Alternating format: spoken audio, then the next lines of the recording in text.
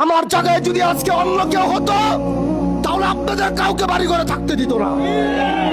আমার জায়গায় যদি অন্য কেউ হতো কাউকে ঠিক মতো চলতে দিত না, বাড়ি ঘর থেকে বের হতে দিত না।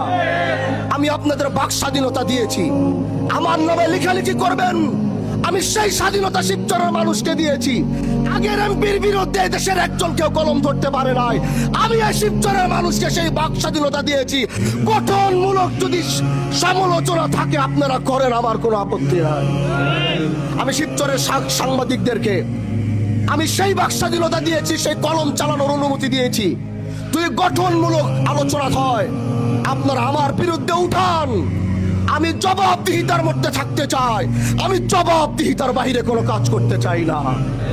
এজন্য প্রিয় ভাইরা আমার, আমরা সুন্দর একটি সমাজ চাই, ইনসাফ ভিত্তিক একটি সমাজ চাই। আমি এই দেশে অন্যায় অবিচার দুর্নীতি মুক্ত করতে চাই।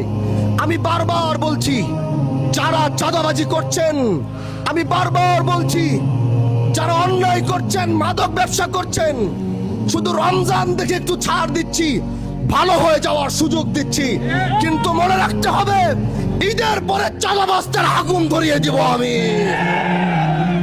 একজন চাঁদাবাজ এই শিবচরের মাটিতে থাকতে পারবে না। বাস স্ট্যান্ডে নিজে গিয়েছি, বারবার সময় দিচ্ছি, সুযোগ দিচ্ছি। আমি সময় আর সুযোগ দেওয়ার কারণ হচ্ছে, আলহামদুলিল্লাহ নির্বাচিত হওয়ার পর এদেশের 50% মাদক ব্যবসায়ী আর চাঁদাবাজি কমে গেছে। نزعت أسرار قلبي وجئت ألقي أسايا